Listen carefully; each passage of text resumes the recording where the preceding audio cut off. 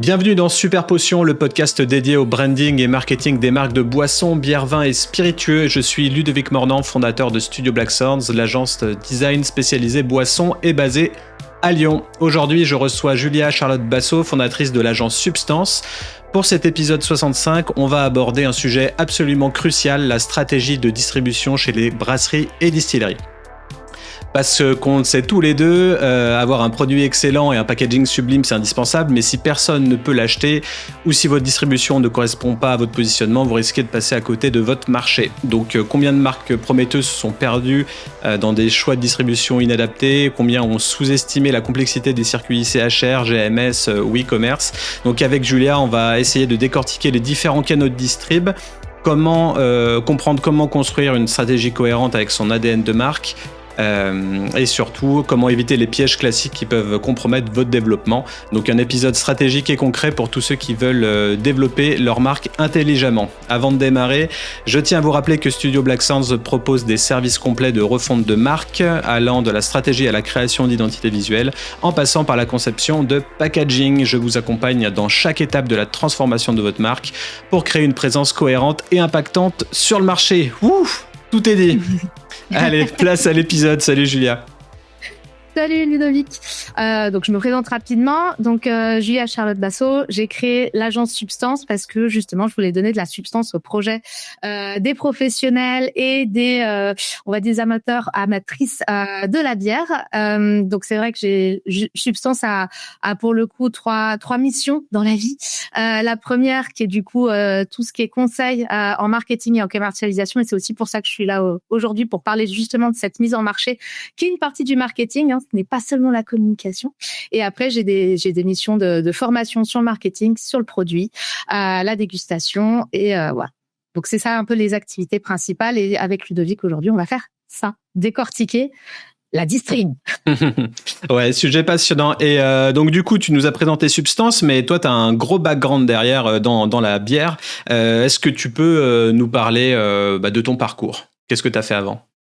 Eh bien, moi, je suis tombée, c'est un peu comme Obélix, je suis tombée très jeune dans mon parcours pro dans la bière, et j'en suis jamais sortie pour le coup, puisque ça fait 18 ans en fait que je suis dans l'univers brassicole à rouler ma bosse. C'est ta majorité.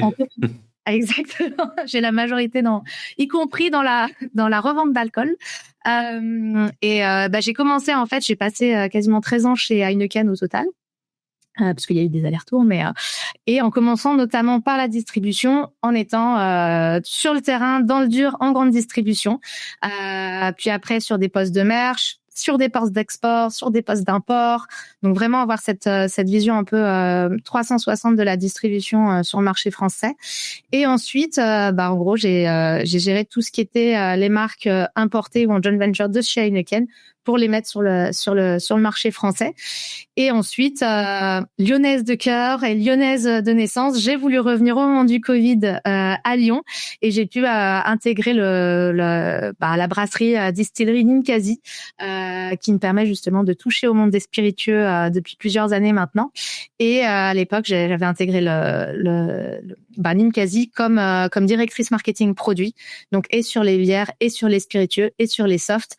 Et là encore, ça me permettait d'avoir une nouvelle vision, notamment avec le CHR en direct, grâce aux 25 bars resto que Ninkasi a actuellement dans son portefeuille, en plus de la brasserie de la distillerie. Ok, voilà. Parfait. C'est ça qui m'a emmené vers l'envie d'accompagner aussi du coup les brasseries, les distilleries à proposer, avoir cette stratégie distributive derrière pour mieux vendre, parce que c'est bien d'avoir un beau produit, un bon et un beau produit comme tu l'as dit, mais c'est bien de savoir bien le vendre et d'avoir les bons mots en tant que commerciaux auprès de ses clients, auprès de la distillerie, auprès des acheteurs.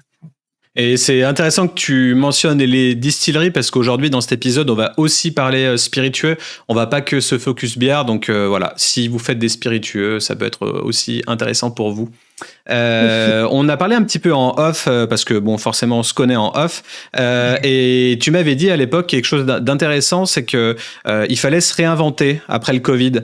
Donc toi, il me semble que tu as intégré Ninkasi pendant le Covid, et est-ce que tu peux peut-être nous dire qu'est-ce qu'il y avait avant, qu'est-ce qu'il y a après, enfin en tout cas comment le Covid a un petit peu chahuté la distribution et le secteur?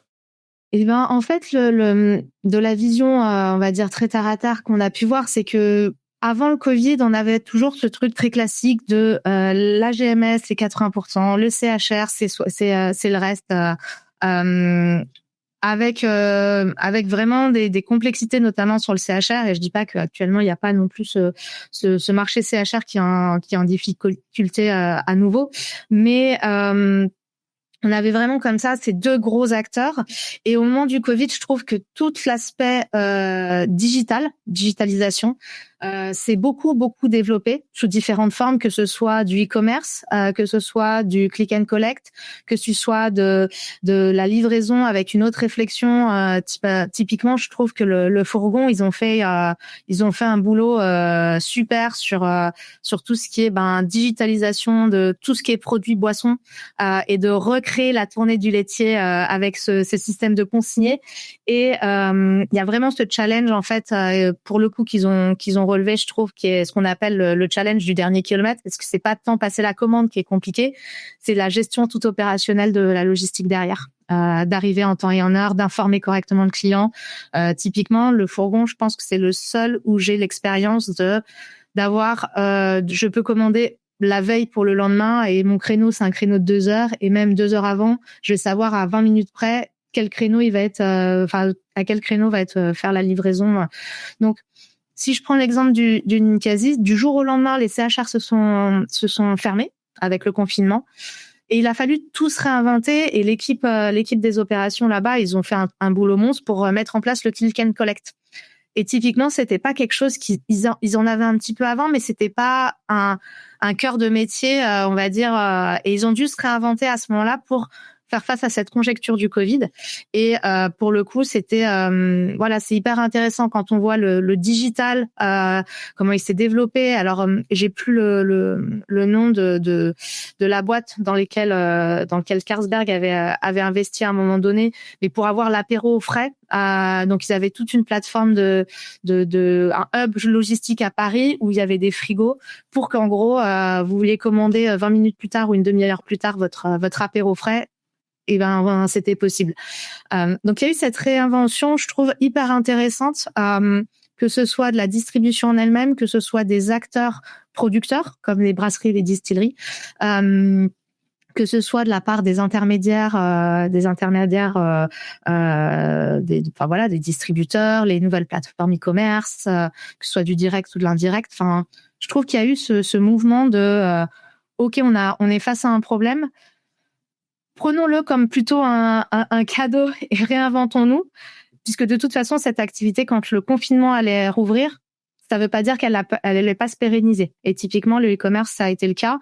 Après, il faut pas se mentir, une plateforme e-commerce en termes de gestion, c'est très consommateur de temps. Et il faut pas le voir que pour le coup comme une plateforme de distri, il faut aussi le voir comme une vitrine de visibilité d'un point de vue marketing. Et mais c'est vrai qu'il y a des choix à faire en termes de temps parce que les équipes à un moment donné elles peuvent pas tout faire, mais ça peut être vraiment un élément clé dans la gestion au quotidien pour avoir un petit volume de vente récurrent si la logistique derrière elle suit. Et toi, il y a eu des routines que tu as abandonnées ou des pratiques que tu as gardées pendant ce moment-là? Typiquement, le fourgon, je l'aurais jamais forcément acheté avant, parce que j'avais mon process d'aller sur mon magasin du coin avec la consigne directement là-bas, etc. Et après le Covid, typiquement, je l'ai encore et ça fonctionne en fait, parce que moi, ça se fit en fait dans mon quotidien Là, tu parles en tant que particulier ou en tant que... D'accord, ok. Et si on prend le point de vue employé, salarié dans une brasserie artisanale, plus B2B dans l'idée? Plus B2B, typiquement, il y a beaucoup de brasseries qui faisaient pas forcément de la vente à la brasserie. Parce que ça demande peut-être une licence, etc. C'est pour ça d'ailleurs que pour moi le SNDI s'est aussi battu pour avoir droit de continuer à pouvoir revendre sur le site sans avoir la licence, etc. Mais il y a des brasseries qui le faisaient pas, et puis elles pouvaient pas forcément accueillir le public parce qu'il faut il y a des normes à respecter pour arriver sur un site industriel. Et je trouve que ce côté justement d'avoir une taproom ou un site de click and collect, genre je commande directement à la brasserie, ça répond finalement à deux besoins de consommateurs, c'est-à-dire le besoin d'être moins cher, parce que quand on va en direct de brasserie ou de distillerie, forcément le prix il est pas tout à fait Pas le toujours, même. mais Pas toujours. Pour ça je dis et pas là c'est toujours le bizarre même. quand c'est pas le cas, mais ouais. Ouais.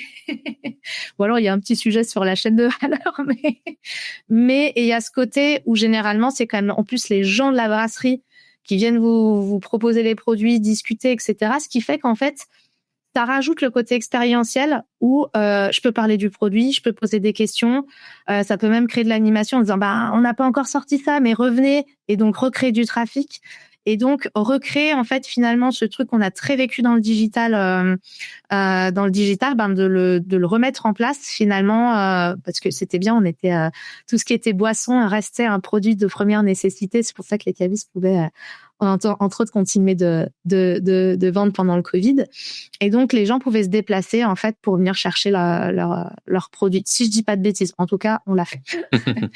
Mais, et typiquement, dans le cas de Ninkasi, tout ce qu'on appelait le shop, on avait le shop qui était le e-commerce classique, mais ça pouvait être aussi enlevé, en gros, sur on pouvait choisir l'établissement où on pouvait venir enlever ces burgers à commande, mais aussi tout ce qui était bière.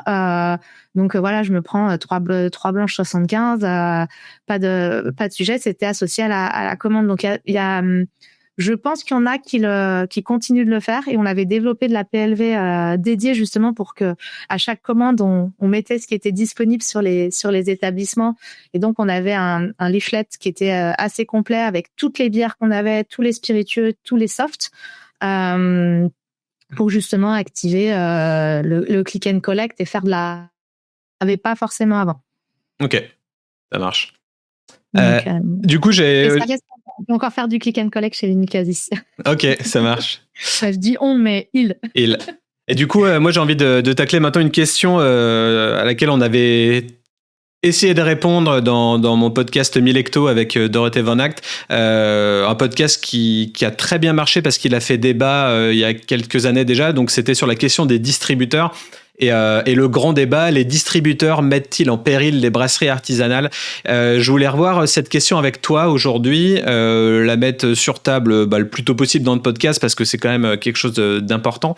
Et peut-être voir, toi, selon ton prisme, qu'est-ce que tu en penses ? Depuis notre épisode, je pense qu'il y a une année ou deux qui ont coulé, donc du coup, forcément, le climat n'est plus le même. Donc, qu'est-ce que tu penses de ce claim ? Est-ce que pour toi c'est une provocation ? Est-ce que c'est vrai ? Est-ce que c'est pas vrai ? Est-ce que il y a des conditions qui rendent les distributeurs créateurs de valeur ? Et je pense qu'il y en a énormément. Donc est-ce que tu peux nous faire un topo sur tout ça ? Je pense. Alors, il y a déjà le sujet en fait du contrat brasseur. Donc le contrat brasseur et le contrat distributeur, c'est des contrats qui peuvent effectivement te loquer un point de vente sur sa gamme, parce que typiquement un contrat brasseur, quand un client a 4 ou 5 becs avec un certain tarif et un certain volume à atteindre pour avoir des remises, s'il met une bière qui ne rentre pas dans ces volumes-là, même s'il a le droit légalement, puisqu'on a quand même droit à ces 15%, si je dis pas de bêtises, d'avoir, malgré le contrat brasseur ou contrat distille, une autre brasserie. En fait, si il atteint pas ces volumes, c'est un risque pour lui. Donc, généralement, c'est vrai que les points de vente qui ont ce contrat brasseur, pour moi, vont peut-être pas prendre forcément le risque d'aller chercher une brasserie indépendante ou qui rentre en dehors du cadre du contrat brasseur. Après, depuis 2 ans, on voit aussi qu'il y a des rachats qui se font. C'est-à-dire que des distributeurs qui avaient quand même une grosse diffusion, soit investissent dans des brasseries locales, soit rachètent en fait des distributeurs qui étaient crash. Je pense à Craft Beer France par exemple. Si je dis pas de bêtises, je crois que maintenant ils sont chez OBD, si je veux à vérifier. Mais je sais que du coup, il y a eu quand même ce genre de sujet, et au même titre que les grandes brasseries, les 3 grandes brasseries qu'on a, qui sont Heineken, AB InBev et Carlsberg, récupèrent cette part de marché en investissant dans des brasseries comme ils ont pu le faire avec Gallia, par exemple, sur le marché français, les distributeurs se sont aussi penchés sur la question, je trouve, du coup, de ma perspective, en se disant, forcément, avec la gamme actuelle que j'ai, je peux pas aller chercher certains clients. Donc, comme j'ai quand même un savoir-faire de distributeur avec le dernier kilomètre, les clients qui peuvent être les uns à côté des autres, je vais agrandir ma gamme en allant chercher un distributeur indépendant que je rachète ou dans lequel je mets des parts. Et typiquement, je peux donner un autre exemple. Et là, pour le coup, c'est un exemple entre bière et spiritueux. La Maison du Whisky, distributeur, un des leaders de la distribution en spiritueux en France, a mis des billes dans DBI. Donc, Okay. alors, je sais plus si c'est d'actualité, mais effectivement, ils ont mis dans des billes de sorte à continuer d'alimenter on va dire leur gamme, d'aller chercher d'autres potentiels clients CHR ou caves. Et j'ai eu un exemple. Donc là, c'est deux rapprochements de distributeurs, du coup. Exactement. C'est exactement. C'est pour ça que je dis parfois c'est des rachats, parfois c'est des investissements, parfois c'est le distributeur qui met des parts dans une brasserie, on va dire indépendante, de sorte à l'aider à la distribution, mais d'avoir une offre craft, ou du moins avec l'identité craft derrière. D'autres décident vraiment de créer leur propre brasserie. Je pense à un distributeur en Occitanie qui a décidé d'investir lui-même dans sa propre brasserie, de sorte à ce que le premier bec de blonde lui revienne moins cher pour lui et ses distributeurs, mais ne passe plus par en fait les grandes brasseries type Heineken, type Carlsberg, et du coup ils aient leur propre blonde de soif. Donc en fait, je trouve que depuis le Covid et depuis ces dernières années, en fait, il y a vraiment une redistribution des cartes. Et il y a un vrai enjeu, en fait, pour les producteurs, donc brasseries, distilleries, de se réinventer là-dessus aussi et de s'adapter et d'avoir une offre soit plus premium sur lequel ces distributeurs peuvent pas aller par eux-mêmes, soit d'avoir des accords. Enfin, il y a vraiment un panorama de la distribution, je trouve, qui a énormément changé ces 3-4 dernières années versus il y a 10 ans, en fait, où c'était très installé, où il y avait trois gros distributeurs / centrales d'achat quand on pensait à Distriboisson, quand on pensait à France Boisson, qui étaient vraiment des distributeurs massifs sur le marché français. Là, on voit qu'il y a quand même une réflexion. En fait, il y a beaucoup plus de points de vente qui réfléchissent à dire j'ai plus envie de passer par un distributeur et de passer en direct sur certains produits pour avoir justement une sorte de limite pas de pouvoir, mais de rééquilibrer les forces en fait entre la distribution et eux-mêmes et leur assortiment et de pas qu'on leur impose pas en fait finalement en termes de gamme que ce que le distributeur peut proposer. Donc c'est vrai que je trouve que le panorama, faut vraiment avoir cette vision quand on s'installe ou quand on va réfléchir sa stratégie distributive. C'est vraiment de se dire c'est quoi l'objectif qu'on va avoir sur le long terme. Alors ça on va y venir après peut-être sur les conseils ou la vision. Moi je voulais juste revenir sur au final quelles conditions rendent le distrib créateur de valeur. Enfin il a un accès, il a de la data, il a de la logistique. Enfin en gros en fait, quand est-ce que c'est ok et quand est-ce que ça devient un risque?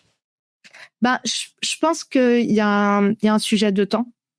Faut pas le négliger. Déjà, ça peut être un avantage de temps quand on n'a qu'un seul contact, qu'un seul distributeur pour se fournir. En fait, on n'a pas besoin d'être là plusieurs fois pour la livraison sur la semaine. On n'est pas obligé d'avoir 10 000 factures. On n'est pas obligé d'avoir 10 000 suivis. Donc, en fait, c'est trouver un équilibre entre le temps passé, la logistique derrière,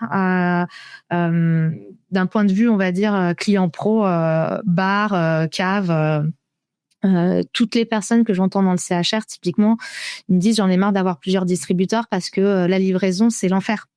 Ils doivent venir. Il y en a un qui dit, je lui dis, qui vient le lundi matin, il passe le mardi après, en plein milieu du service. Enfin, donc il y a quand même un sujet où les distributeurs, ils peuvent avoir cette création de valeur dans la notion de, je crée de la simplicité pour vous, et donc je crée du gain de temps. et le gain de temps, c'est de l'argent. Et donc, vous pouvez faire autre chose au lieu de rester à attendre pour une livraison, par exemple. Donc, pour moi, il y a vraiment ce truc de logistique, de praticité, de simplicité. Après, ça peut être aussi un frein parce que d'un point de vue offre et gamme, en fonction de son positionnement sur son point de vente, ben forcément, par exemple, je prends le cas d'un bar à bière. Il peut pas se permettre d'avoir qu'un seul distributeur ou qu'un seul contact parce que sinon, en termes de crédibilité, il faut qu'il ait une offre qui soit diversifiée. Il faut qu'il ait des avantages avec des directs brasseries, c'est-à-dire l'animation que la brasserie pourrait créer chez lui. En fait, tout ça fait partie aussi de la négo à avoir derrière. Mais après, on va pas se mentir, il y a quand même aussi un avantage prix où quand une plateforme d'achat d'un gros distributeur arrive à gérer tout un stock, forcément, d'un point de vue producteur, c'est toujours avantageux aussi d'avoir des commandes qui sortent automatiquement. Ça permet d'assurer quand même une masse de marge derrière. Et donc voilà, je dirais qu'il y a quand même alors c'est les forces et les faiblesses, les uns peuvent devenir les faiblesses des autres. Enfin, mais il y a vraiment cette notion de largeur de gamme, cette notion de praticité, notion de simplicité, notion du prix, qui sont des critères clés en fait dans le choix de son distributeur, le fonctionnement de son distributeur, la négo qu'on va avoir avec lui derrière. Donc, je dirais pas qu'ils sont créateurs de valeur, parce qu'ils apportent un vrai service. La logistique du dernier kilomètre, c'est le pire quand on est distributeur. Tu peux expliquer ça, le dernier kilomètre ? Le dernier kilomètre, c'est toute la gestion logistique entre l'entrepôt du distributeur et le client final. Parce qu'en fait, il y a tellement de contraintes sur, même si maintenant il y a des outils pour aider à optimiser les tournées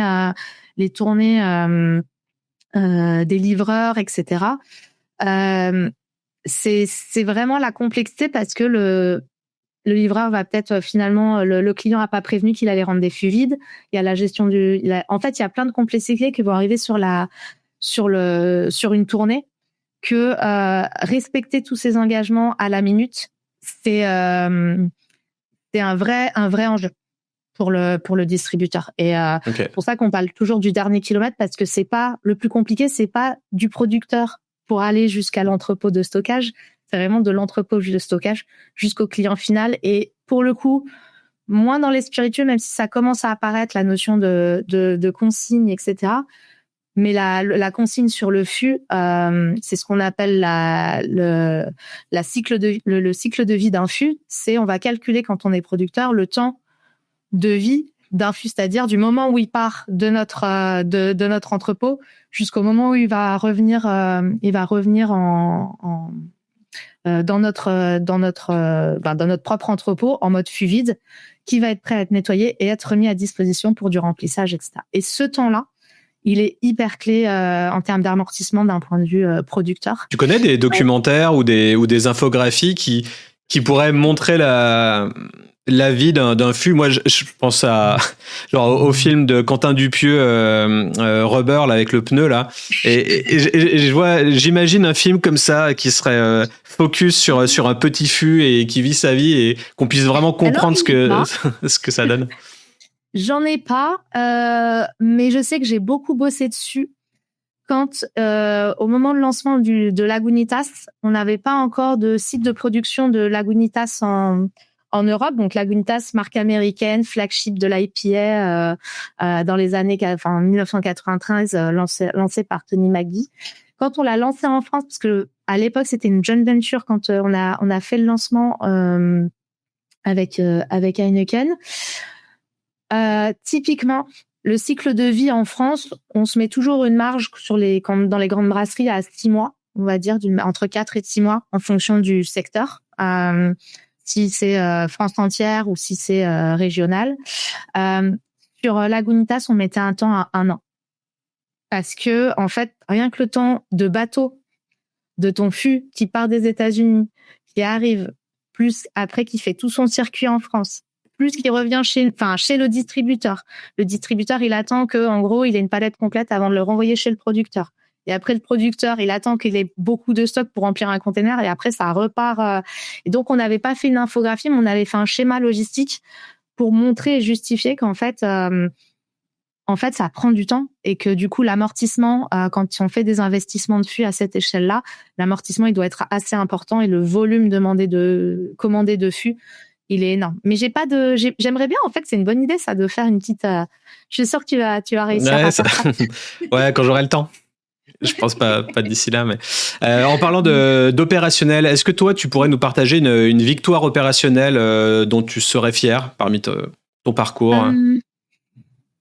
C'est peut-être justement parce que c'est vraiment je pense d'un point de vue opérationnel et la taille de l'équipe projet qu'on avait quand on était chez Heineken, où on devait justement la gestion de Lagunitas, de toutes ces marques-là qui étaient des bières importées, donc pas faites sur les sites de production d'Heineken France, mais qui étaient faites du coup aux États-Unis, aux Pays-Bas, en Italie, au Portugal. Alors Portugal moins, mais typiquement on avait la Jamaïque à un moment donné avec Red Stripe. C'était d'arriver à faire le challenge logistique. On était sur on doit remplir un camion d'Heineken en tant de minutes. C'est de la profitabilité, c'est du rendement. Il faut qu'on remplisse vite pour que les camions ils partent vite sur les entrepôts des distributeurs GMS ou CHR. Du coup, moi on me disait faut faire ça. Alors que avec la gestion des bières craft, que ce soit typiquement pour les IPA, on avait dû isoler un espace dans le centre, dans l'entrepôt, pour que ce soit une zone froide. Parce que l'IPA, en gros, c'est sensible à la chaleur. Donc, je pouvais pas les stocker au même titre que une Heineken classique ou une Pelfort ou une Affligem dans le stockage classique. Donc, en plus, fallait changer les schémas logistiques au sein de l'entrepôt. Et j'avoue que j'ai eu des personnes dans les équipes projet qui étaient géniales parce que pour le coup, c'était loin d'être simple. Donc, en termes d'opérationnalité, il a vraiment fallu réinventer la manière de A à Z de fonctionner et fallait demander à un mammouth de faire de la dentelle. C'est vraiment l'exemple que j'ai parce que on est passé à Heineken qui vend de la palette complète en GMS à faire des CGV spécifiques pour les crafts pour qu'en gros on puisse faire des couches homogènes sur des palettes hétérogènes, chose qu'on n'avait jamais fait. Et toute l'informatique, en fait, tout le process d'information, le système d'information qu'il y a derrière, il n'est pas paramétré pour. Et donc, franchement, les équipes, elles ont super bien bossé là-dessus. Et je pense qu'on était une trentaine sur l'équipe projet parce que chaque mission, en fait, dès que tu tirais un fil, tu disais « Oh, super, un nouveau truc que j'avais pas vu ». Et je te donne un exemple très, très bête. Il a fallu qu'on contacte SAP, par exemple, pour qu'ils optimisent notre système SAP. C'est ce que j'allais te demander, si l'ERP a été du coup revisité ou... Il a été revisité parce que typiquement, on n'avait jamais eu de code EN qui commence par 0. Et donc, quand on a importé Lagunitas, ils voulaient pas mettre de code EN qui commence par 0. Donc, on a dû appeler SAP pour qu'ils paramètrent et qu'ils optimisent de sorte à ce que le système fasse pas disparaître le AN quand on crée un produit. Et ils ont fait ça rapidement ou c'était un projet de... Ouais, ok. Non, c'était un petit truc. Ça, c'est des petites choses rapides. C'est pas enfin, après, c'est pas moi qui l'ai fait, donc c'est toujours facile de dire c'est des petites choses rapides. Mais typiquement, tout ce qui était plutôt zone de stockage, picking, etc. en logistique était beaucoup plus compliqué pour le coup. Okay. Après, c'est là où ce projet-là, pareil, je trouve que ce projet-là, il a été hyper intéressant parce que on a commencé comme ça avec une équipe projet, puis en fait, on s'est rendu compte que vraiment les bières importées, les bières de diversité, et on va dire craft, parce que pour le coup, Lagunitas avait quand même cette identité, cette identité craft. Et en fait, ça avait un besoin qui était autre que quand on fait DSP. C'est-à-dire DSP, on fait un panel consommateur sur les innos, on a des concepts, on a des innovations, on va les tester avant de les mettre en marché. Et typiquement, ça peut aller jusqu'à 18 mois, 2 ans, selon le niveau le degré d'innovation, avant que le produit aille sur le marché. sur des produits comme ça. Sur les crafts, tu peux pas avoir un délai aussi long, sinon tu rates toujours le train en fait. Et donc typiquement, ce qu'on avait réussi à mettre en place, c'est que certes, c'était pas des produits qui étaient brassés sur les plateformes Heineken France, c'était des produits importés, donc il y avait pas ce temps de délai de production, mais on avait réussi à mettre sur le marché en 1 mois ou 2 mois certaines nouvelles références des gammes.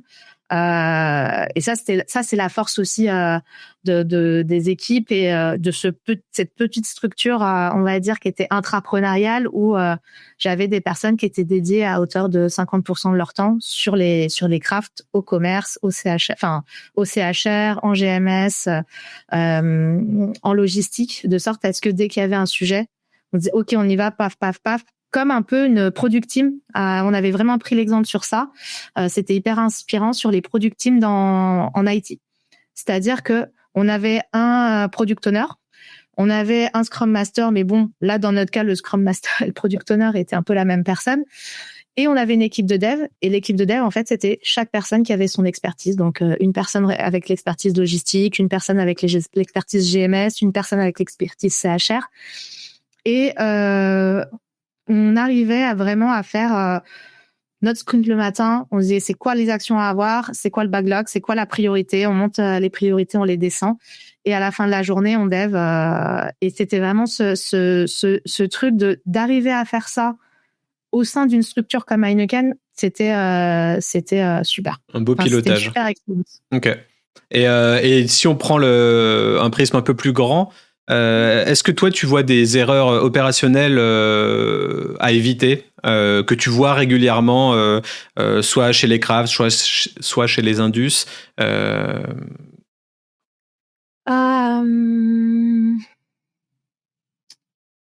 Les erreurs à éviter, il y a peut-être déjà une réflexion de bien dissocier pour moi le côté GMS et cave. Il y en a souvent qui ont eu qu'une seule gamme. Et alors pas tant CHR, mais le côté vraiment caviste, où les gens se disent je lance mon produit et quel que soit alors ça c'est plus pour les plus petits, mais quelle que soit la gamme, je la vends partout. Et je pense qu'une erreur, c'est ça. Il y a plein d'exemples de brasseries qui ont justement dissocié leur gamme en CHR, GMS, caviste, réseau spécialisé. Parce que typiquement, le consommateur, faut pas oublier qu'il est omnicanal. Donc, en gros, il va aller en grande distri, comme il va aller sur le e-commerce, comme il va aller sur les cavistes, comme sur le CHR. Le CHR, il y a une petite notion d'expérientiel, notamment avec la pression que t'as pas forcément chez toi, qui fait qu'en fait, on va moins mettre à sujet sur une bière pression les différences de prix, etc. Mais typiquement, une même bouteille, tu vas en magasin bio, tu vas en grande distri, tu vas...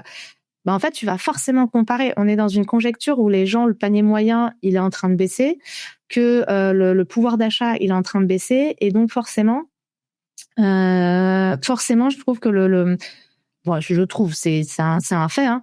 Les gens comparent beaucoup plus qu'avant les prix, et souvent les cavistes, le retour que j'avais pu avoir, notamment sur les spiritueux, les cavistes disent en fait, si c'est en grande distri, laissez tomber, je le vends même plus, parce qu'en fait, les gens vont venir, ils vont me dire c'est moins cher sur en grande distribution. Pourquoi vous me le vendez plus cher? Et puis on les connaît, hein, les magasins GD qui vendent des produits craft moins chers, hein, et on y va tous parce que parce que franchement, moi j'ai énormément de potes dans mon entourage qui ont arrêté la craft, pas parce qu'ils aiment plus, mais parce qu'ils ont plus de sous en ce moment, quoi. Et qui peuvent plus se permettre d'acheter des canettes à 6,90, 7,90, et du coup ils se rabattent sur les meilleurs crafteux GMS possibles, quoi. Et du coup on filoute un peu, on trouve des produits niches dans certains magasins, pas dans d'autres. J'allais dire la GMS filoute aussi, parce que quand ils filoutent, ils arrivent à se sourcer ailleurs et à le proposer aussi, parce que typiquement on n'arriverait pas à filouter si on nous mettait pas à disposition. Mais... C'est vrai. mais donc forcément les cavistes, et je les comprends, je serais à leur place, je serais de la même manière, parce qu'en plus c'est vraiment cette notion parfois même des gens qui viennent et qui posent des questions et qui disent je vais acheter ça. Puis après, ils vont aller sur le e-commerce parce que du coup, ils sont allés, ils ont vu que s'ils prenaient plusieurs canettes ou plusieurs bouteilles, en gros, ils ont les frais de port offerts. Moi, je fais ça avec ChatGPT. Si je peux donner une astuce à ceux qui écoutent, je vais sur ChatGPT, je demande la recherche approfondie. Et alors, ça marche peut-être pour les bières, ça marche beaucoup pour les fringues ou autres, mais en gros, je demande toujours est-ce qu'il y a un discount ou un code de réduction pour cette période, pour ce site-là ou cette marque-là. Et voilà, il fait son petit truc. 5 minutes après, je reviens. Et puis, des fois, j'ai du 15%, des fois, j'ai du 20%. Donc, je sais pas, peut-être tester sur des magasins, ça peut peut-être marcher. Voilà, petit aparté. Je pense qu'on a tous fait le code de bienvenue et puis on a deux adresses mail. Rien que ça. Mais effectivement, je trouve qu'il y a cette comparaison. Et ce qui est normal, c'est humain. Enfin, quand on a notre panier moyen qui diminue et qu'on n'a pas envie d'arrêter de consommer certains produits, forcément, tu fais ta comparaison, tu fais ton étude de marché, au même titre que maintenant, tu le fais aussi dans ton boulot. Enfin, typiquement, ça m'étonne pas quand un client me dit, écoutez, je vais consulter d'autres agences pour que je vois le meilleur des deux mondes, qu'est-ce que je peux faire. Ça s'appelle la négo et c'est normal. Bon, après, tu peux pas forcément négocier en point de vente, mais avec le caviste, en disant, j'ai vu avant, parce qu'en fait, le caviste, il offre quand même un service additionnel, un temps de présence, un lieu, une expérience où, typiquement, moi, si je vais souvent en cave et j'adore discuter avec les, parfois. Eux adorent discuter avant toi, hein. Des fois, c'est difficile de s'extirper d'une conversation chez les cavistes. Ouais, mais à eux, je les aime bien, mais des fois, j'ai juste envie d'un produit et me casser juste après. mais bon. Ouais, moi, j'avoue, quand je suis pressée, je reviendrai un autre jour. Dès la conversation est intéressante. Ça, c'est mon côté commercial. C'est ça la diff entre la GMS et les cavistes, c'est qu'en GMS, il n'y en a pas assez, et en caviste, c'est souvent trop. Donc, il faut arriver à... Mais c'est pour ça que c'est intéressant en termes de trade marketing, l'approche que la GMS peut avoir versus ce que le caviste peut avoir, parce que typiquement, comme tu l'as dit, il y a personne en GMS en fait. Et même si on a par exemple quelqu'un qui remplit le rayon, c'est pas un expert produit.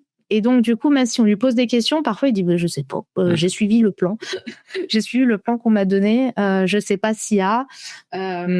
C'est pour ça que les outils d'aide à la vente en grande distrie, elles sont hyper intéressantes parce que faut se dire, mis à part les grosses marques type Heineken, Lef, Carlsberg, 16, qui vont être sur la liste de courses de l'acheteur ou de l'acheteuse, les crafts, en fait, pas forcément. Et donc, du coup, il y a d'autres leviers d'activation. Et là, ça me fait penser, par exemple, à la Dilettante quand j'étais en Bretagne, sur des gros points de vente. Ils avaient mis tout un dispositif au milieu du magasin. Alors après, ça a un coût, mais après, en termes de trafic, de visibilité, là, on vient pas chercher que de la revente. On vient aussi chercher de ce qu'on appelle de l'equity et donc vraiment de la notoriété de marque. Mais typiquement, c'était vraiment hyper central et quel que soit le rayon, je sortais du rayon bière, je le voyais.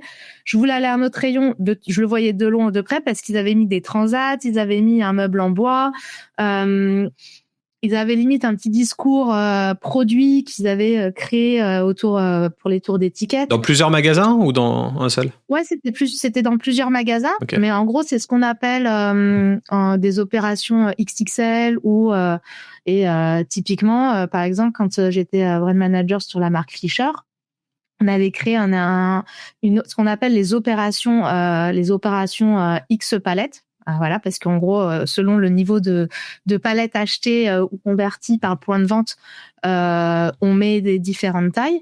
Et on avait créé le Bierstube. Donc en fait, on avait recréé un espace THR avec des bancs, avec les displays cartes de palette, comme si tu étais dans un Bierstube, qui est l'établissement typique alsacien, avec du faux bois, des machins. Enfin, bref, voilà, on était dans ces trucs qui n'étaient pas forcément réutilisables malheureusement à l'époque, parce que tu montes ça à quelques années quand même maintenant, cette expérience-là. Et qu'est-ce qu'on regarde comme KPI quand on fait ce genre d'action, pour le coup?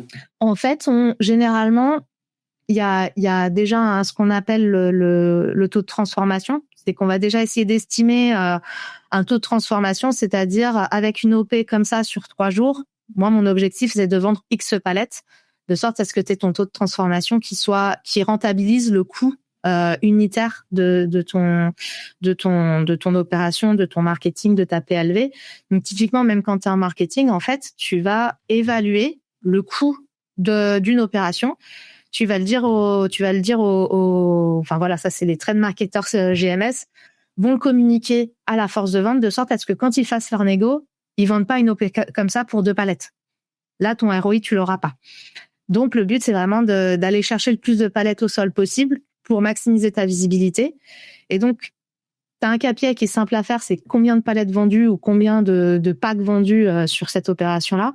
Et tu as quelque chose qui est un peu plus compliqué, on va dire, rapidement à voir dans le temps, c'est ta notoriété. Mais typiquement, ça, c'est des choses qui se font dans les grandes brasseries tous les ans. Tu fais, en gros, c'est vraiment des cycles où tu vas demander en janvier, tu vas faire tes briefs pour les panels. Donc, alors maintenant c'est Circana, c'est plus IRI, mais c'est Circana, tes panels Nielsen, de sorte à ce que tu dises, ben voilà, moi j'ai envie de savoir ce que on pense de ma marque, c'est quoi la notoriété, etc., etc. C'est quoi mon profil type de consommateur.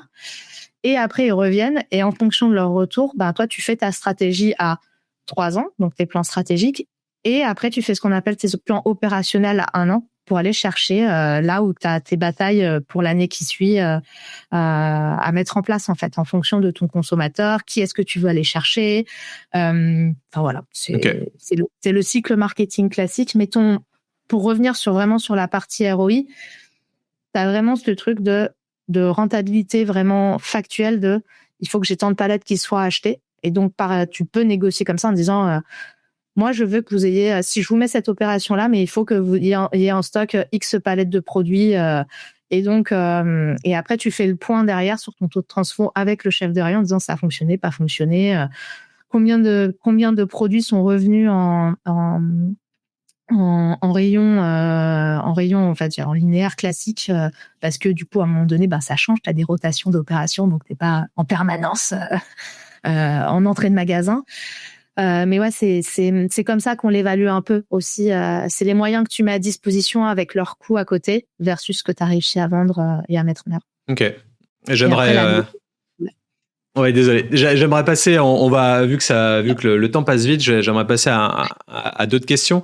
Côté architecture de portefeuille et priorisation des canaux, toi, quand tu arrives dans une brasserie en croissance ou une distillerie en croissance, tu commences par où pour arbitrer entre CHR Premium, CHR Volume, GMS, marque, MDD.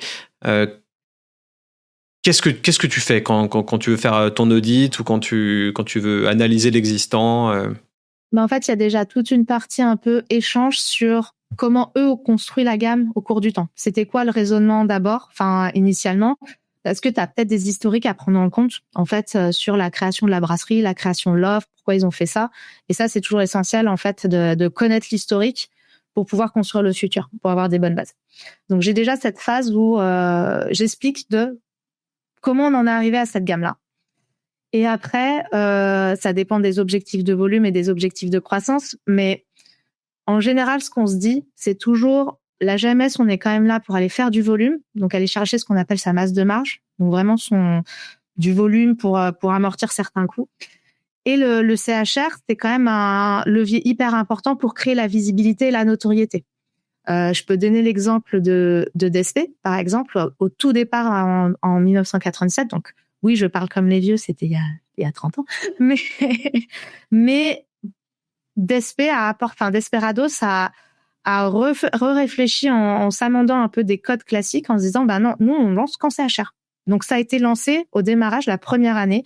Desperados n'était pas lancé en pression et n'était lancé qu'en CHR, de sorte à ce que la cible qui était visée, qui était le 18-25, festif, etc., ils aient l'objet en fait entre les mains qui était la bouteille sérigraphiée et vraiment de ce truc de je m'amende des codes, je suis libre, j'ai pas une bière classique et toutes les activations qui avaient été créées là-dessus, c'était ça en fait, c'était vraiment ce côté de visibilité, liberté, s'amender des codes de bière, on va dire classique. Mais la Visi, tu l'as en GMS, tu l'as en CHR, plus qu'en GMS pour des 18-25 qui ont pas forcément de l'argent pour consommer, sortir, trop consommer en bar ou quoi. C'est pour ça que les animations, c'est pas forcément toujours obligé de consommer. En fait, l'animation en point de vente, tu peux avoir de la dégustation, tu peux avoir de l'expérientiel produit. Tu vois, typiquement, Skol, Corona, toutes ces marques-là ont toujours favorisé à fond la partie activation et lien. Je pense que tout le monde a déjà dû avoir un chapeau Corona, quoi. Parce qu'en fait, ils ont surinvesti sur ce côté animation de sorte à ce que ce soit ancré et que on ait ce truc de Corona, c'est pour les jeunes. Corona, c'est cool. Corona, c'est le soleil. Corona, c'est les vacances. Corona, c'est la liberté. Voilà. Et en gros, c'est ce côté activation et expérience était vraiment lié au côté festif. Sur les spiritueux, typiquement, je peux donner un autre exemple avec la notion d'activation en CHR, c'est Monkey Shoulder. Quand tu vois comment Monkey Shoulder ont fait des opérations avec les animateurs qui avaient des masques de gorille sur la tête et qu'ils allaient dans des soirées et qu'ils ont poussé le côté mixologie à fond parce qu'il y a vraiment de l'expérience côté mixo, eux, c'est vraiment la plateforme work, c'est le whisky festif en fait. Et c'est ça qui est hyper intéressant dans le développement en CHR, c'est qu'à un moment donné, c'est vraiment le lieu pour créer la visibilité, pour créer la notoriété. Parce qu'en fait, s'ils ont créé un moment d'expérience et un souvenir avec le conso, quand il va aller en grande distrie acheter sa bouteille, il la rachètera en fait. Parce qu'il veut se dire j'ai eu un moment trop cool, je vais le recréer chez moi. Et là, tu parles d'opération, d'activation. Est-ce que tu peux donner un exemple, par exemple, pour Monkey Shoulder ou Desperado? C'était quoi? Ils popaient dans les bars avec des attributs, des vêtements, tout ça. C'était un rituel, c'était pour Monkey Shoulder, pour moi, c'était, si je dis pas de bêtises, au tout début du lancement, ils crachaient une soirée. En fait, ils allaient dans les bars, dans les trucs un peu plus festifs, dans les clubs, etc. Et ils arrivaient en mode, c'était pas prévu avec leur masque de gorille et ils faisaient tout et n'importe quoi. Ok. Ouais.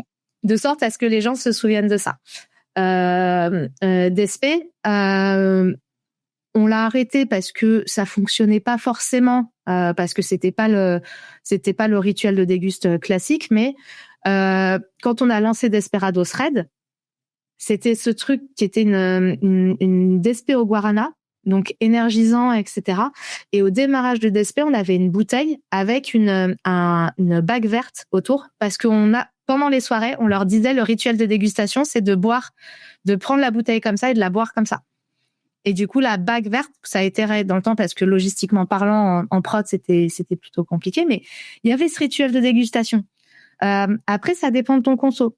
Sur Affligem, à un moment donné, c'est comment tu récupères ce qu'on appelle l'esprit de bière, où du coup, tu te sers ton verre de bière. Mais il y en a plein qui font ça, hein, c'est même pas qu'Affligem, où tu sers ton verre de bière, tu vas attendre, tu vas laisser reposer la levure, tu vas remuer le fond de ton verre et après tu vas servir la levure dans un autre plus petit verre, de sorte à ce que tu aies les deux expériences de dégustation, puisqu'on a deux profils aromatiques sur un même produit qui vont être différents.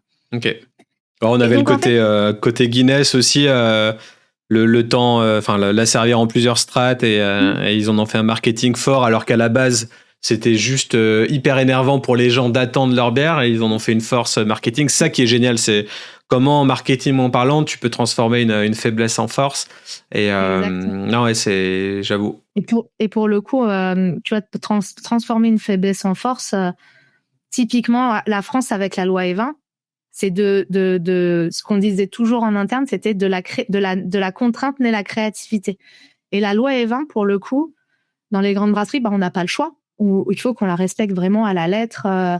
Et du coup, je trouve que les campagnes de communication qui ont été créées sur les grandes brasseries, typiquement, sont nées de la créativité des agences, des équipes internes, pour pas contourner, parce que c'est pas contourner, puisqu'on reste dans la légalité, mais pour rendre une expérience fun ou un message plus clair, rendre une identité en fait qui parle à la cible. Mais après, ça, c'est des grosses brasseries qui ont des gros moyens, mais je peux donner des exemples même de plus petites brasseries. Typiquement, je prends l'exemple d'Aérofab au Lyon Bière Festival. Je donne cet exemple en cours.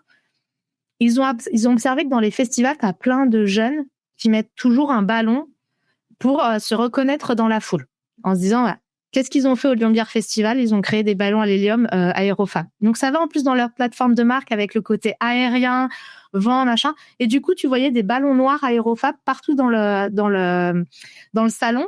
Du coup, tu vois la marque, t'as de la visibilité. C'est un truc fun parce que tu retrouves tes potes facilement. Et ça n'a pas coûté des 1000 et des cents, en fait. Ça leur a coûté d'avoir une bouteille d'hélium et des ballons à leur effigie qui sont noirs et avec la marque dessus, qui était initialement pas à donner aux consos. On a le droit, ça change pas le pricing d'avoir de la hauteur par rapport au stand. C'est juste sur la profondeur ou la largeur, mais la hauteur, ça va, on peut encore faire ce qu'on veut. Un petit peu, ouais. Mais j'avais trouvé ça hyper malin dans l'approche où, parce que c'est un peu le sujet, c'est la visibilité n'est pas forcément quelque chose qui doit vous coûter cher. Il faut que ce soit malin, faut regarder ce qui se passe autour de vous. Et il y a forcément des choses qui vont vous permettre de se mettre en avant, d'avoir une idée créative, de vous différencier du voisin sans pour autant l'écraser. Enfin, voilà, il y a des... Et la MDD, marque de distrib, qu'est-ce que t'en penses? Est-ce que c'est quelque chose qui est... on voit beaucoup, qui marche beaucoup dans le secteur? J'ai l'impression que on sait pas forcément trop qui fait quoi en MDD. Je sais pas, peut-être que tu as un éclairage vis-à-vis de ça. Alors, je dirais, j'avoue que je suis pas la cible pour la consommation de MDD sur les bières ou les SPI, donc je peux pas dire en tant que consommatrice, mais je dirais que la MDD, c'est pas des volumes exponentiels parce qu'il y a une crise et que du coup les gens qui achètent de la Heineken ou de la Leffe vont se reporter sur la MDD. Je pense pas. Après, j'ai pas de chiffres, mais l'intuition me dit que c'est pas le cas parce qu'on a la chance d'avoir sur les bières et les spiritueux ce qu'on appelle des marchés de marque. C'est un moment de consommation pour soi, c'est un moment pour se faire plaisir et les gens vont peut-être moins consommer mais mieux consommer du coup. Et donc ils vont peut-être pas acheter tout le temps, mais ils vont acheter de temps en temps, mais ils préfèrent acheter leur marque. On a quand même ce côté fidèle, je pense.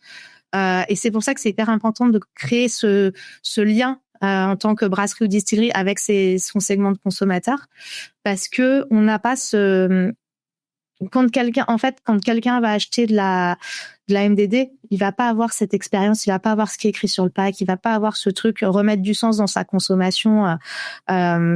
Typiquement, quelqu'un qui va acheter du local, il va pas aller acheter de la MDD à côté, même si elle est moins chère. Après, parce qu'en fait, pour ça qu'il achète la locale. Ouais. Moi, je prends l'exemple où je sais qui est derrière la MDD d'un kombucha de la Vie Claire, par exemple. Ouais. Donc, je sais que la marque est quali. Du coup, je continue d'acheter la MDD de la Vie Claire parce que je sais qui fait derrière. Mais du coup, c'est peut-être parce que je le sais. Je pense que c'est parce que tu le sais. Et ils vont pas le claimer parce que sinon, à un moment donné, ils vont plus vendre de MDD que de la marque en elle-même. Mais il y a des brasseries, pour le coup, qui sont spécialisées dans tout ce qui est MDD, qui sont des gros faiseurs, qui ont des gros volumes, mais c'est leur positionnement. Et ils vont pas chercher typiquement à faire toutes les activations autour de leur marque. Eux, leur objectif, c'est d'aller faire de la masse de marche uniquement GMS pour aller chercher du volume ou distributeurs qui voudraient avoir de la bière en nu. Et t'en vois des startups qui sont spécialisées dans la bière à façon, ou parce que pour le coup, moi, depuis que je suis focus niché boisson, j'en ai pas vu tant que ça. On parle tout le temps de proof et de ce genre d'institutions qui créent toutes les recettes à façon. Mais j'ai l'impression que ça peut être aussi un axe de différenciation pour des brasseries déjà bien implantées mais beaucoup plus petites, d'aller se nicher dans ce côté-là, dans ce côté on est là pour faire les recettes des autres avec notre expertise. Je sais pas si c'est bien vu. En tout cas, il y a peut-être un potentiel aussi de positionnement et de différenciation. Alors, je pense que ça peut être intéressant, mais en fait, il y a une notion de volume derrière. Les plus petits, en fait, ils vont pas être compétitifs par rapport à des brasseries qui sont déjà installées depuis longtemps en termes d'amortissement du matériel, amortissement des coûts, etc. Donc, c'est vrai que pour moi, le marché de la bière à façon, c'est un marché de prix. Et donc, forcément, les plus petits vont pas être compétitifs par rapport à d'autres, sauf si, par exemple, c'est juste un bar qui veut spécifiquement une bière pour du one-shot, pour un anniversaire. Et là, les plus gros faiseurs pourront pas le faire. Mais typiquement, pour la GMS, comme pour moi, c'est du volume, ils cherchent quand même des brasseries qui sont installées, qui peuvent amortir et qui peuvent vraiment proposer un prix 1 euro du litre assez bas, parce que leur objectif, c'est d'aller chercher du prix, en fait. Donc là, comme ça, mis à part De Proof, mais tu vois, les entités comme De Proof, pour moi, ils sont aussi utilisés pour ceux qui veulent tester et qui veulent pas investir tout de suite en termes de matériel. Donc, j'avais un client qui était comme ça, où il se disait, avant d'investir le matériel, je voudrais déjà voir comment je vais lancer mon produit, le tester sur le marché, etc. Ce qui te permet quand même d'avoir un test and learn où si vraiment ça fonctionne, quand tu t'investis sur ta brasserie, en fait, tu sais comment tu la dimensionnes.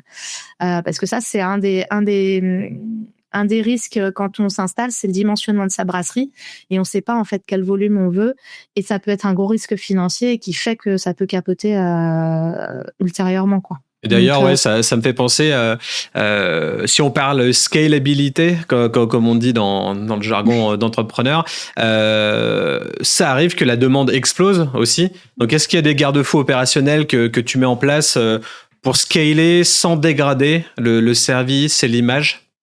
Là, comme ça, j'ai pas forcément d'exemple. Je pense qu'il y a... En gros, je pense que le garde-fou, c'était vraiment de bien faire son business plan, son étude de marché au démarrage, quand même. Il y a beaucoup de gens que je vois où l'analyse concurrentielle, l'étude de marché, ils se disent, c'est bon, je suis dans le milieu depuis X temps, donc je sais. Le marché bouge beaucoup, il y a beaucoup d'intervenants, donc je dirais c'est même avant même de penser du point de vue opérationnel.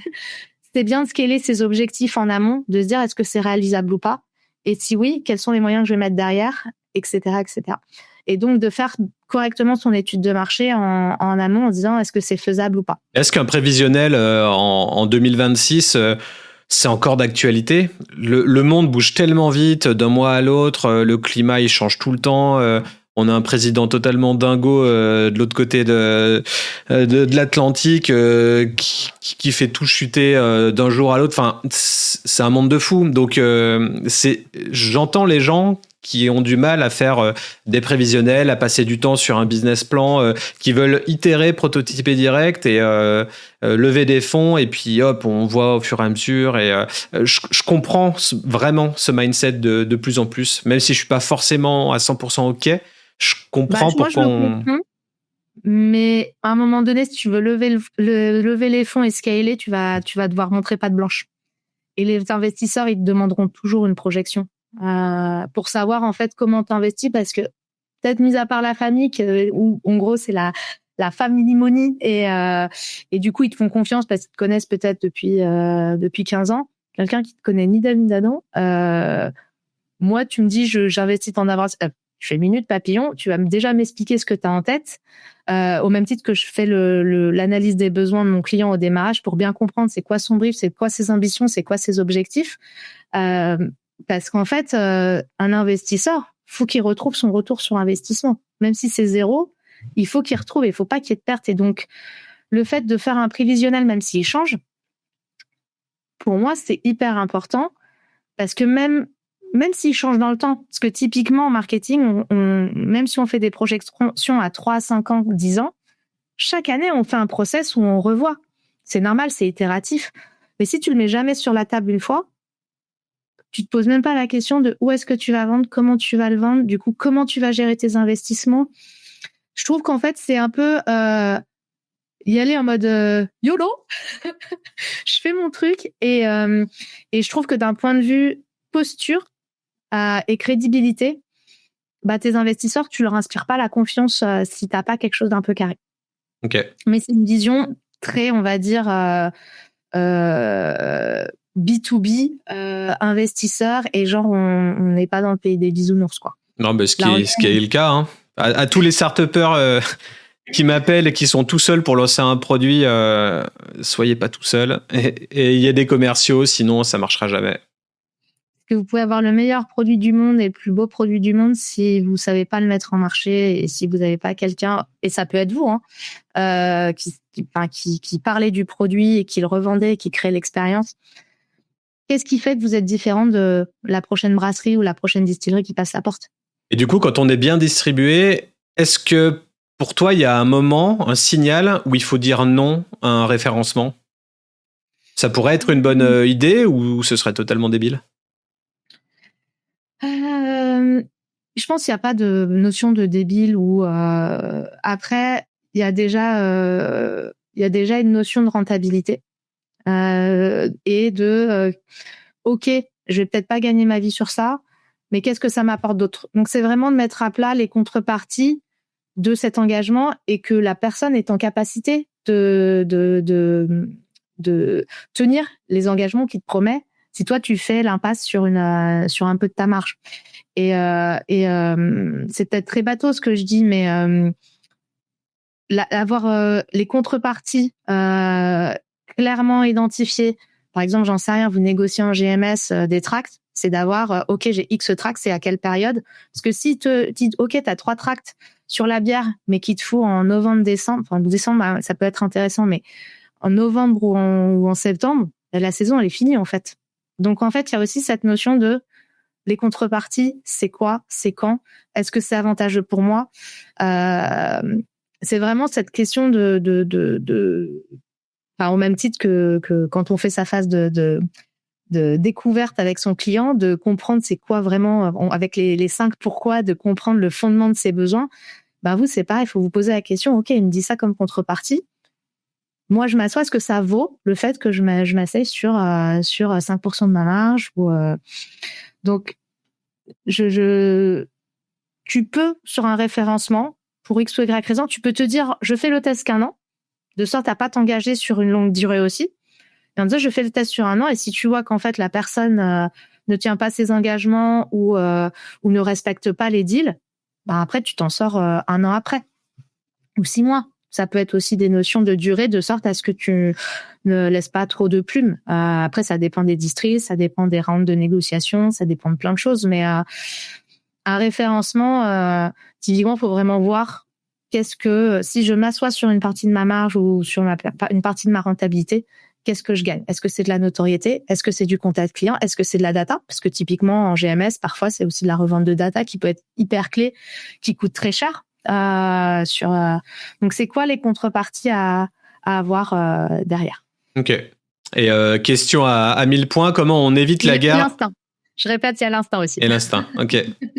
Le gut feeling. Et la question à 1000 points, comment on évite la guerre des prix entre CHR et GMS? Comme dans les mangas. En fait, déjà, je dirais, si vous avez des gammes distinctes, avec une gamme un peu plus premium en CHR, caviste et la GMS, en fait, il n'y aura pas de comparaison d'un point de vue consommateur.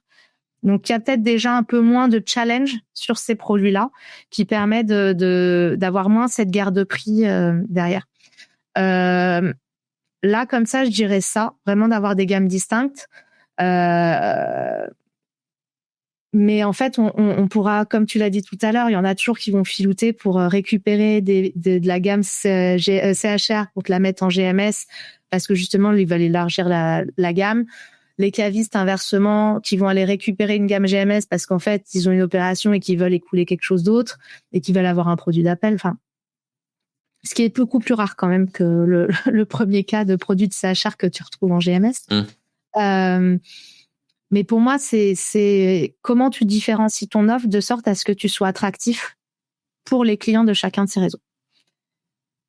Et en fait, même si ton client il est omnicanal, c'est possible qu'il t'achète une bière très classique, mais comme il t'aime bien en bière très classique en GMS, il va tester tes bières de spécialité en CHR, ou inversement en se disant j'ai goûté en CHR ou en caviste cette gamme-là, c'est plutôt cool. Ah je vais peut-être tester ce que j'ai vu si ça a le même nom, si les gens peuvent faire le lien entre les deux gammes, mais vraiment séparer en fait les produits.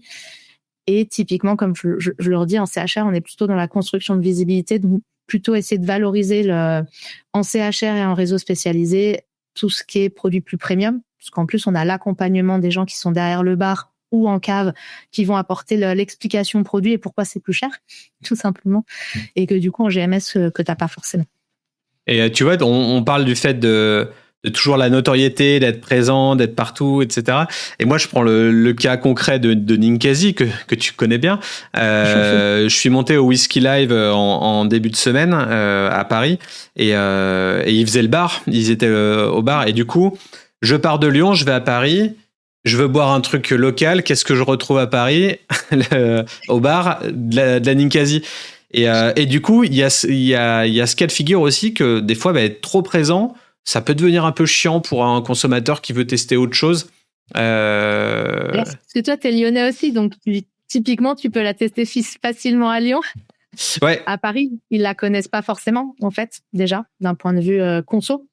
Ils la trouvent en grande distri, mais il n'y a pas tant de CHR, on va dire bar qui la revendent. Donc en gros là c'était vraiment, je pense, après je suis plus derrière, mais je pense que c'était vraiment ce côté de notoriété, de visibilité. Et puis ils avaient un stand whisky aussi, donc ça faisait exactement. sens. Et j'allais dire ça faisait partie, je pense, de la négo du stand. Ce qui est normal, hein, on est producteur, l'objectif c'est qu'on soit visible et qu'on multiplie les points de contact. Et pour le coup, je trouve que c'était très malin parce que effectivement, à Paris, ils peuvent connaître parce qu'ils sont d'X ou Y région, mais il n'y a pas encore de Ninkasi CHR, enfin d'établissement Ninkasi à Paris. Donc forcément, il y a Panam Brewing qui essaye, qui sont quand même bien présents, quoi, pour le coup. Enfin, tu vois, moi j'aurais pensé instinctivement à eux pour si je voulais une brasserie locale parisienne qui soit un peu dans la même vibe.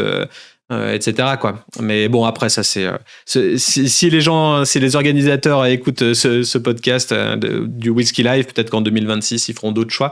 Après j'adore Ninkasi aussi, il y a pas de souci, mais pour le côté un peu local, tu vois, ça peut faire sens. En fait, tu peux aussi te poser la question pourquoi forcément c'est une bière locale, parce que dans tous les speaks qu'il y avait sur la Cocktail Street, il n'y en avait pas que des locaux. Alors une bière écossaise du coup, ou japonaise? Peut-être. Ouais. Pour le coup, Ninkasi, les gens pensent que c'est asiatique. Donc celui-là, on a un storytelling à expliquer derrière. Mais typiquement, je pense que c'est parce que toi, t'es lyonnais et que tu la vois beaucoup et que ça fait 25 ans que tu la vois. Mais typiquement, je pense qu'à Paris, c'est une marque moderne. C'est pour le coup, les Parisiens voient de la Paname. Donc, ils l'ont déjà vu. Donc, peut-être qu'ils auraient peut-être pas voulu voir de la Paname aussi. Enfin, je pense que c'est plutôt le côté un peu expérientiel, gamme, et c'était dans la négo avec le stand, j'en suis sûre. Enfin, il n'y a pas de sujet là-dessus. Et c'est pour ça que je dis que c'est malin de la part de l'équipe Ninkasi. Comme ça, ils ont eu vraiment 2 points de contact, à la fois le whisky, à la fois la bière. Après, en plus, il y avait même un cocktail avec le whisky New Code de chez Dolin, avec du coup avec le whisky, le nouveau whisky Ninkasi. Et proposer du cidre aussi, donc le cidre houblonné, c'est plutôt cool et ça se voit pas forcément partout, donc non. J'avoue que c'est bien. Et d'ailleurs, si on prend, aussi, je pense, mais... oui. Et si on prend du coup le parti pris de parler, peut-être pour une dernière question, là je parle justement du cidre houblonné. Qu'est-ce que toi tu vois comme potentielle tendance en 2026, sur quoi les brasseries et les distilleries aujourd'hui devraient tabler?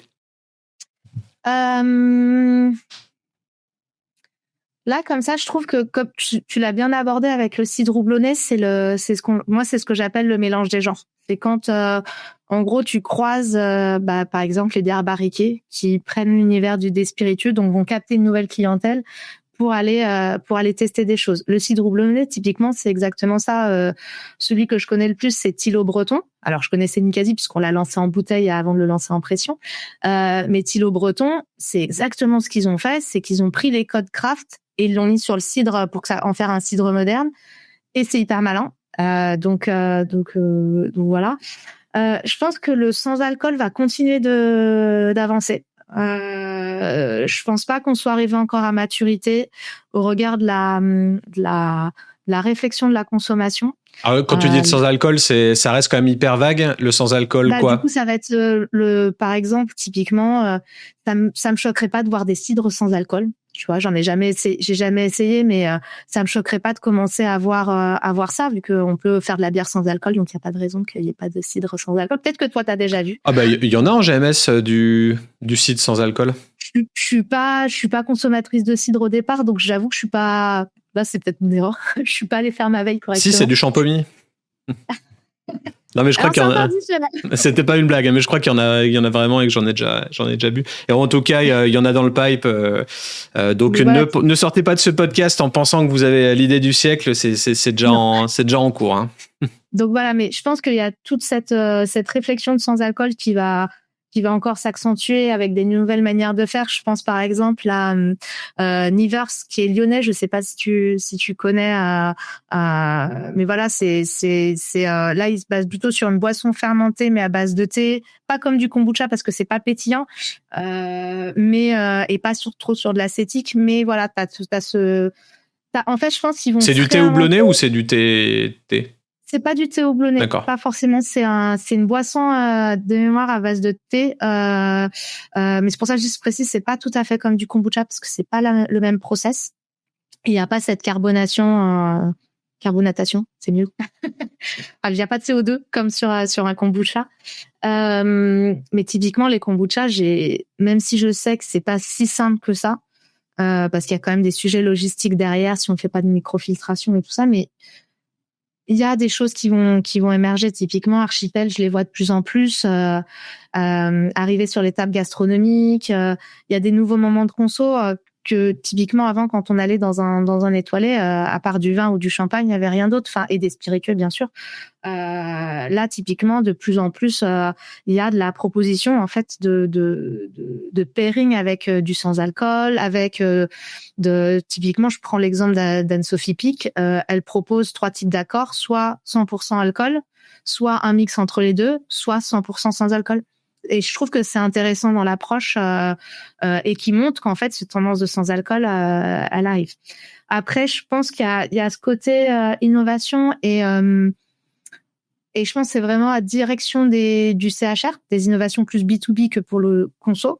Mais typiquement, je sais pas si tu as vu, mais sur le Whisky Live, il y avait Isotier qui avait leur machine pour le service à température négative pour leurs arrangés parce qu'ils ont constaté que tous les bars CHR ont cette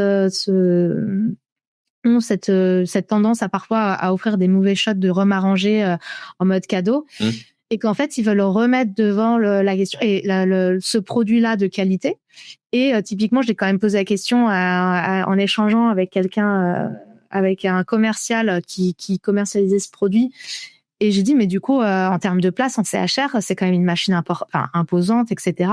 Et on m'a dit, oui, mais en fait, si ça génère du chiffre, le CHR fera de la place pour ça. Et il m'a dit, on a déjà plein d'exemples où ça fonctionne. Et donc, c'est de l'expérience qu'on partage avec les clients CHR en B2B. Et ça va s'implanter. Et je trouve ça hyper malin, de l'approche pareil. Bon, après, il y a plein de choses que je trouve super malin sur le marché, mais je trouve que se réinventer, c'est comme ça que, par exemple, le beer tender, il y a quelques années, la pression à la maison, elle a émergé aussi et que maintenant, le perfect draft, c'est un incontournable, que même ça a été réinventé pour le CHR parce qu'il y avait cette complexité avec l'installation des lignes pression pour les plus petits. Mais finalement, au départ, la pression à la maison, elle était faite vraiment pour la maison, pour le consommateur particulier. Et je trouve que il y a vraiment un moment où les gens sont en train de se reposer des questions sur la manière de consommer, comment consommer, et que la qualité, elle revient un peu au cœur, ce qui est cool. Ouais.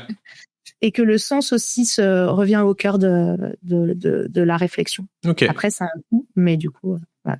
Donc, moi, je sais pas. Toi, tu vois d'autres innovations ou tendances que tu as vues Alors, émerger? C'est moi qui pose les questions.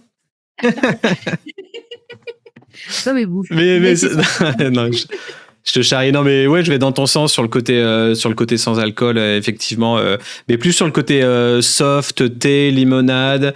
Et moi, il y a un truc qui personnellement me plaît beaucoup, c'est l'ice tea houblonné que j'ai goûté chez Van de Strik.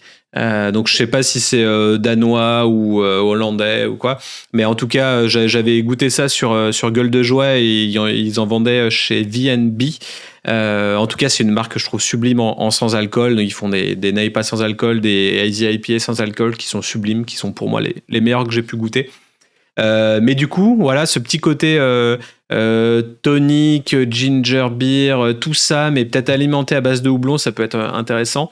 Mais en tout cas, ce qui est sûr, c'est ce que je vois, c'est beaucoup de brasseries se lancent sur ce segment sans alcool, avec soit le côté bière sans alcool, soit le côté soft, ginger tonic, quoi. Et je me dis potentiellement peut-être que les restaurants vont faire de même et que ça va être de plus en plus facile de créer sa propre boisson. Et c'est pour ça du coup que je parle de ce secteur brasserie à façon qui peut peut-être être porteur pour le futur, pour développer ça, pour que chaque restaurant puisse avoir son tonic, son houblon, sa propre marque. Donc voilà. Après, c'est sûr qu'on n'est pas encore en 2026. Je pense qu'il va y avoir un petit podcast intéressant avec Théodore de Brewing Theory qui est dans les bacs pour la fin d'année. Donc côté tendance, je pense qu'on l'attendra. C'est ça. J'allais dire, je pense que lui, il doit en avoir pas mal vu que ses clients sont généralement portés là-dessus aussi. Sachant que les tendances de 2023 sont toujours pas là en 2026. Hein, donc là, on a le temps. Hein.